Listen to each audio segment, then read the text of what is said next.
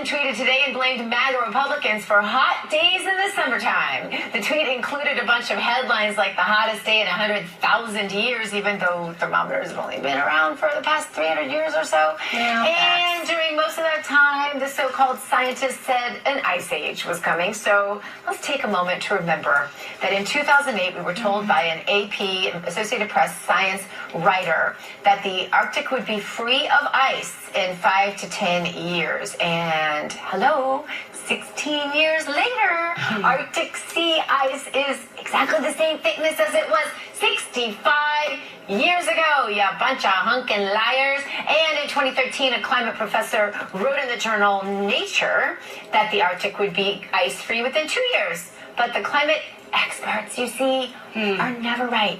And because this is my favorite topic, I'm going to give you one more. 50 years ago, scientists were sounding the alarm that a new ice age is about to hit the globe, but they are never right. Not ever, not one time ever. These climate scientists are just an arm of the bureaucracy to take more of your money and your power away from you. They are thieves. They are liars. They are cheaters.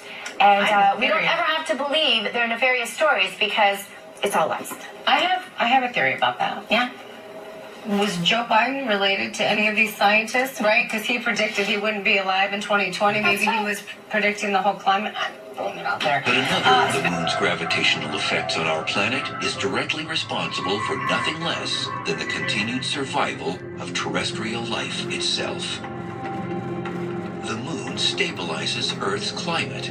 The gravitational effect of the moon keeps the degree of tilt in the Earth's rotational axis constant. This tilt is what maintains the repeatable cycle of seasons as the Earth orbits the sun.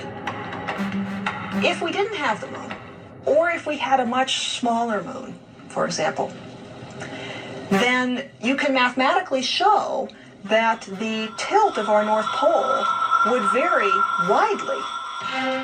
With that angle going from, say, 0 to 90 degrees, currently it's 23.5 degrees, and it would actually vary chaotically.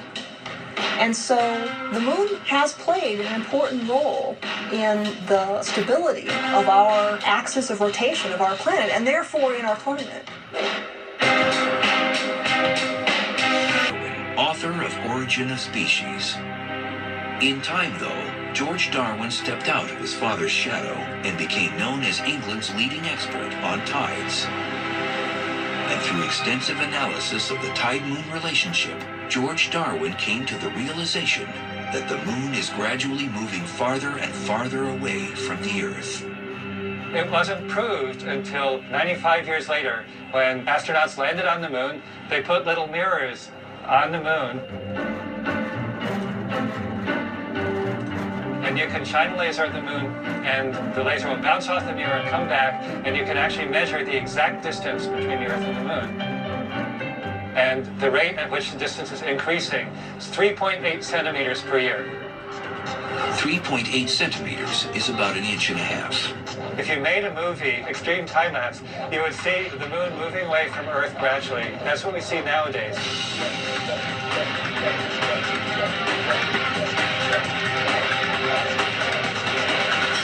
Darwin began to consider what would happen if you reversed the process, if you ran the movie backwards.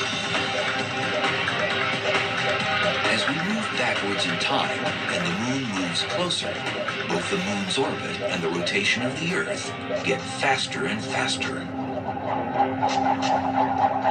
And so, well, what happens is that eventually the moon must coalesce with the Earth. It must hit the Earth.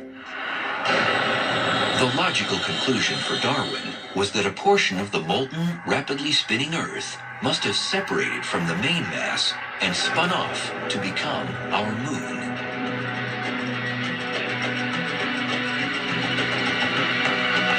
He immediately began work on mathematical calculations to reverse the trajectory of the moon all the way back to the Earth.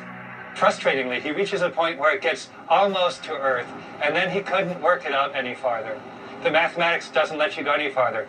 What you get to is a point where the moon is whipping around the Earth at a rate of 5 revolutions a day, or 6 revolutions a day. So it's just zooming around the Earth, okay? And it's about 5,000 miles away from the Earth. Still, the mathematics did not allow Darwin to bring the two cosmic bodies into contact. The fission theory was debated for decades, but scientists eventually concluded that the relative movements of the Earth and Moon could not have resulted from it. The Earth would have been spinning too fast to account for its present rotation rate.